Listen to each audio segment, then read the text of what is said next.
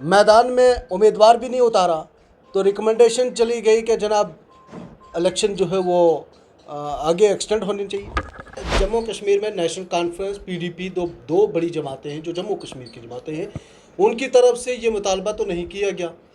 जम्मू कश्मीर अपनी पार्टी हो, डीपीएपी हो व दीगर जो आपके साथ लिंक्ड लोग हैं जिनकी शायद आने वाले दिनों में आप हमायत भी करने जा रहे हैं कि जम्मू कश्मीर अपनी पार्टी को वोट दीजिए राजौरी अनंतनाग से, उनका लेटर और आपकी सिफारिशात जो है वो गई, बाकी तो कोई बोल नहीं रहा है।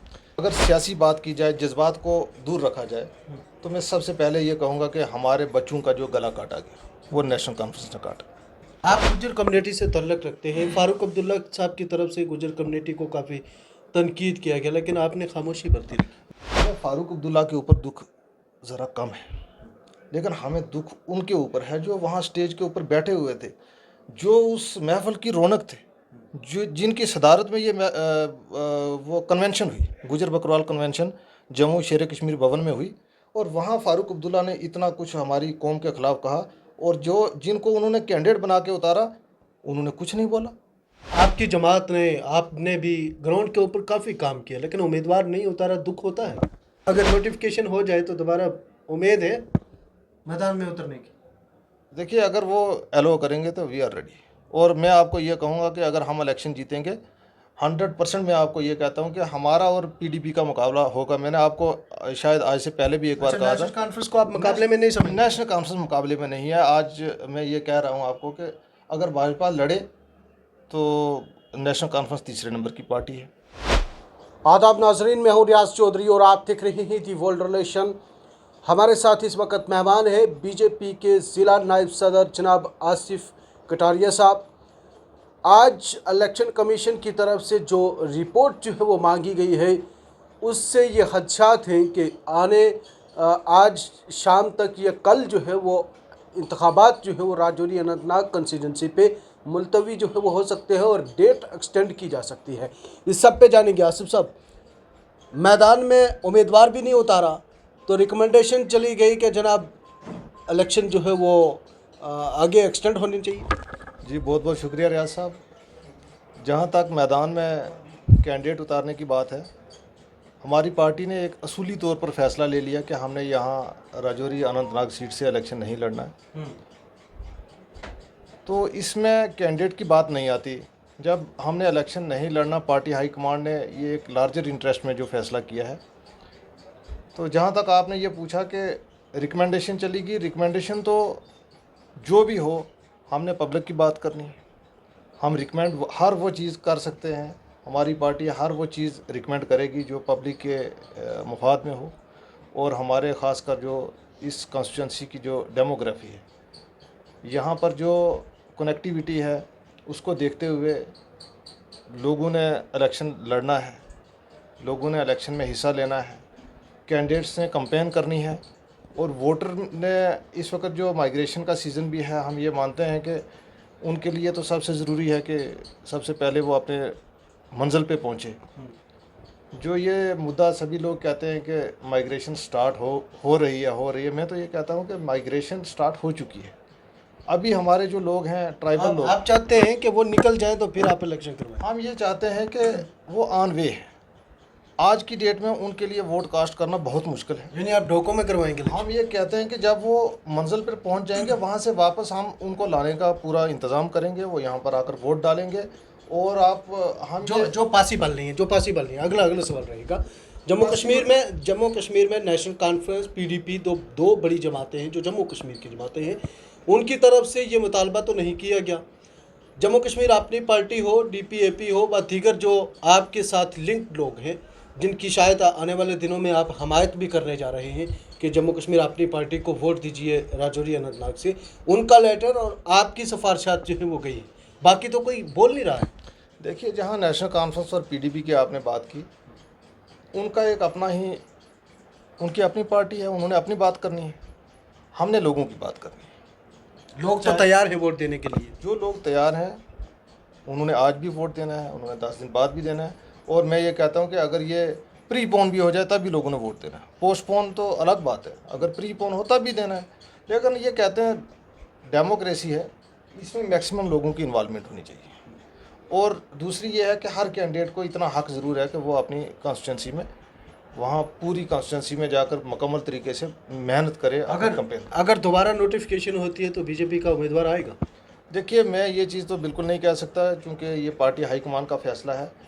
कौन ये कहता था कि बीजेपी यहाँ से इलेक्शन नहीं लड़ेगी? जहाँ बीजेपी ने राजौरी और पुंछ में और ख़ासकर हमारी राजौरी अनंतनाग सीट में इतना काम किया।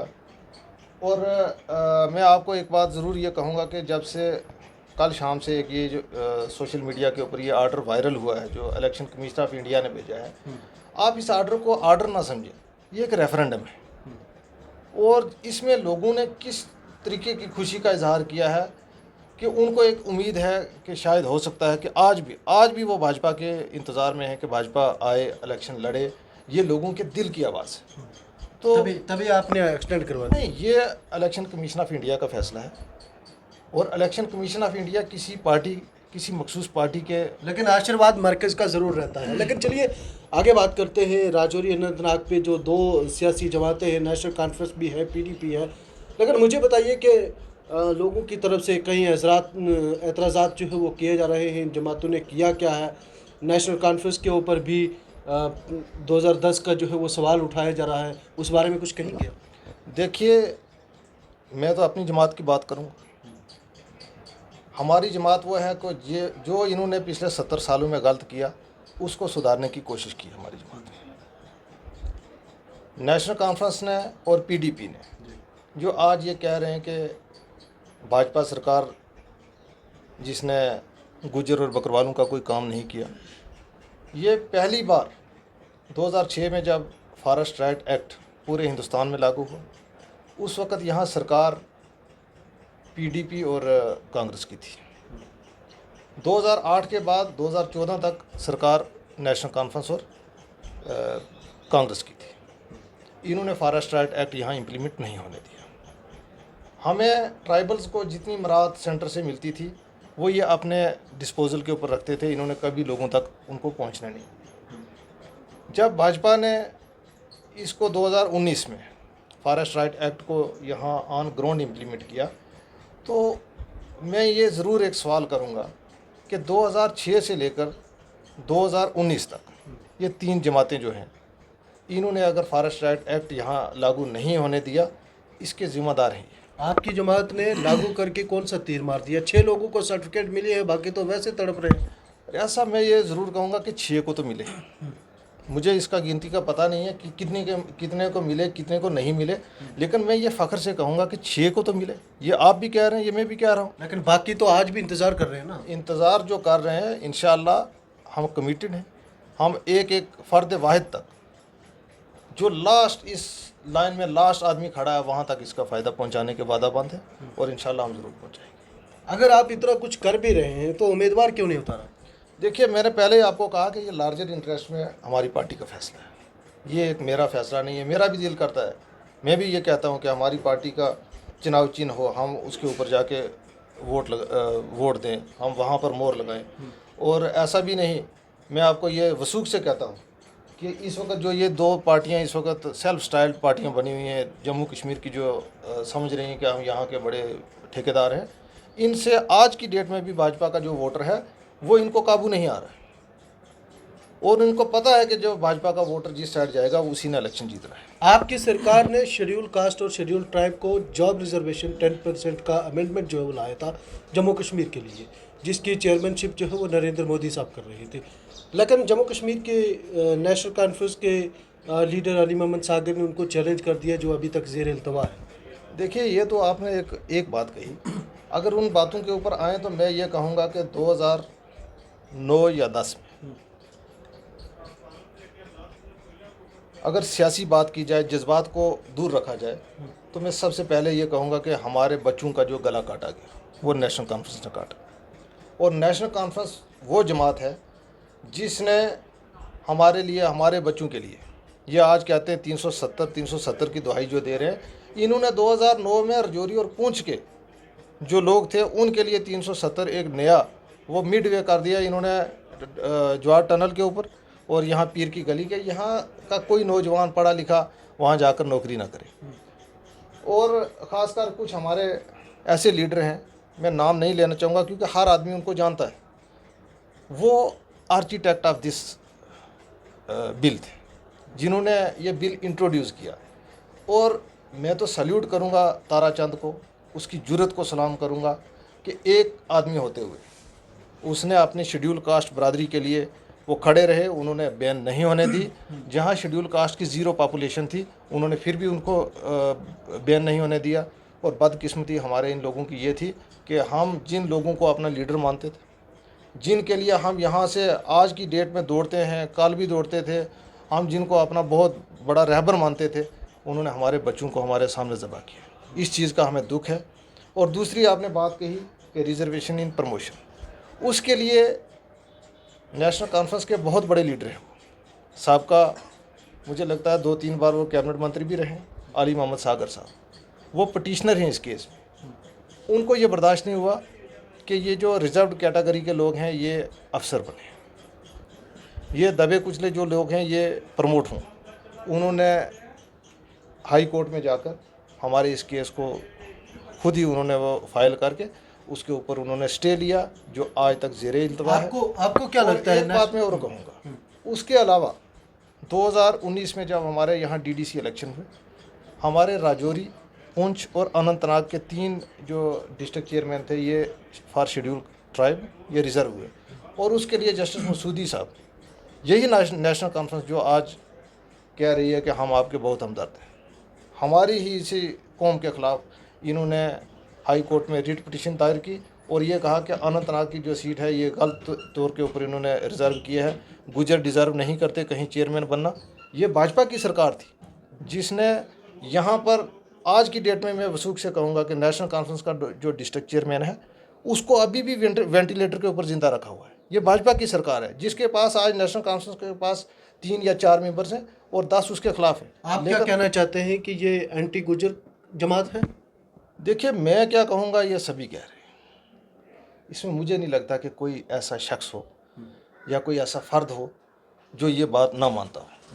बाकी नेशनल कॉन्फ्रेंस ने एक चीज़ जिसके लिए जो वो माने जाते हैं कि उनका करने का कुछ होता है, उनके वो कहते हैं हाथी के दांत दिखाने के और होते हैं और चबाने के कुछ और होते हैं। आप गुजर कम्युनिटी से ताल्लुक़ रखते हैं, फारूक अब्दुल्ला साहब की तरफ से गुजर कम्युनिटी को काफ़ी तनकीद किया गया, लेकिन आपने खामोशी बरती रखी। देखिए, मैं इसका जवाब आपको ये देता हूँ कि हमें फ़ारूक अब्दुल्ला के ऊपर दुख ज़रा कम है, लेकिन हमें दुख उनके ऊपर है जो वहाँ स्टेज के ऊपर बैठे हुए थे, जो उस महफिल की रौनक थे, जो जिनकी सदारत में ये वो कन्वेंशन हुई, गुजर बकरवाल कन्वेंशन जम्मू शेर कश्मीर भवन में हुई। और वहाँ फ़ारूक अब्दुल्ला ने इतना कुछ हमारी कौम के ख़िलाफ़ कहा और जो जिनको उन्होंने कैंडिडेट बना के उतारा उन्होंने कुछ नहीं बोला। हम तो उनका जवाब देंगे, हमने तो देना है। हम गुजर बकरवाल के लिए हम लड़ते आ रहे हैं। हमने, आपको शायद इस चीज़ का पता भी है कि जो पहाड़ियों की जो एक मूवमेंट चल रही थी जब शेड्यूल ट्राइब के लिए, हमने डे 1 से एक चीज़ कही थी कि हम अपना हक नहीं जाने देंगे। हमने अपनी सरकार से ये अपील की थी कि हमारे हक जो हैं, जो हमें राइट्स मिले हैं, उनको आप सेफगार्ड करें और उनको सेफगार्ड करते हुए पहाड़ी कम्युनिटी का जो हक बनता है आप दे दें, क्योंकि वो गवर्नमेंट ने देना था। और हमने जो कहा वो करके दिखाया हमारी सरकार ने, क्योंकि हमारी सरकार हमसे वादाबंद थी। और उस सरकार की आप बात करें जिसने इतना बड़ा काम किया, जो पिछले 40 सालों का मुतालबा था वो करके, उन्होंने अगर किसी वोट बैंक की खातिर करना होता तो वो आज इलेक्शन लड़ते, लेकिन उन्होंने इलेक्शन भी नहीं लड़ा। ये लार्जर इंटरेस्ट। आपकी जमात ने, आपने भी ग्राउंड के ऊपर काफ़ी काम किया, लेकिन उम्मीदवार नहीं उतारा, दुख होता है। देखिए, दुख तो इस चीज़ का हमें भी है कि हमारा यहाँ से MP इस बार जीत सकता था, और जो हमारा भाजपा का यहाँ से MP जीतता वो जम्मू कश्मीर का फेस होता था। अब पार्टी ने जो फैसला किया, हम पार्टी के सिपाही हैं। हमारी जो बीजेपी की जमात है ये एक बड़ी डिसिप्लिन जमात है। इलेक्शन एक्सटेंड होने से, नोटिफिकेशन दोबारा होने से उम्मीदें हैं कि हम भी मैदान में उतर सकते हैं। देखिए, ये इलेक्शन कमीशन ऑफ इंडिया का फैसला है, जो फैसला उन्होंने करना है। नहीं, अगर नोटिफिकेशन हो जाए तो दोबारा उम्मीद है मैदान में उतरने की। देखिए, अगर वो एलो करेंगे तो वी आर रेडी। और मैं आपको ये कहूँगा कि अगर हम इलेक्शन जीतेंगे, 100% मैं आपको ये कहता हूँ कि हमारा और पीडीपी का मुकाबला होगा। मैंने आपको शायद आज से पहले भी एक बार कहा था, नेशनल कॉन्फ्रेंस को आप मुकाबले में नहीं समझ? नेशनल कॉन्फ्रेंस मुकाबले में नहीं है। आज मैं ये कह रहा हूँ आपको कि अगर भाजपा लड़े तो नेशनल कॉन्फ्रेंस तीसरे नंबर की पार्टी है, तो ना लड़े तो नेचुरली नेशनल कॉन्फ्रेंस और पीडीपी का मुकाबला होगा, और उनमें से जो जीतेगा वो पब्लिक को पता है कौन जीतेगा। आखिरी सवाल लूँगा।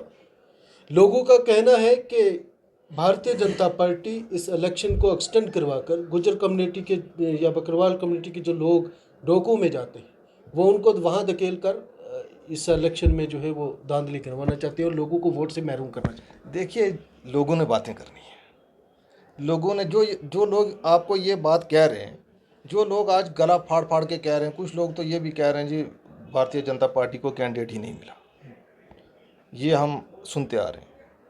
मैं उन लोगों से एक बात ज़रूर कहूँगा कि हमने तो असूली तौर पर फैसला कर लिया, हम इलेक्शन में यहाँ हिस्सा नहीं लेंगे। हमारे होम मिनिस्टर ने ऐलान कर दिया कि हम 3 सीटों के ऊपर नहीं लड़ेंगे।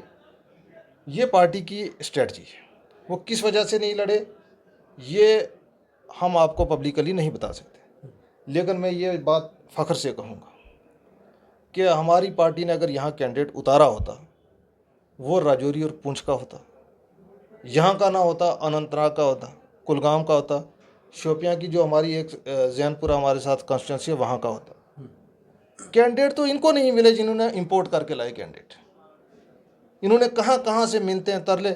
मैं तो ये कहूँगा कि नेशनल कॉन्फ्रेंस के एक बहुत ही सीनियर लीडर हैं जिनकी मैं दिल से इज़्ज़त करता हूँ, और वो उनकी मैं परसों जो स्टेटमेंट सुन रहा था, मैं उनको ज़रूर कहूँगा बड़े महज़बाना तरीके से और मोदबाना तरीके से कि वोटर हमसे कुछ नहीं मांगता।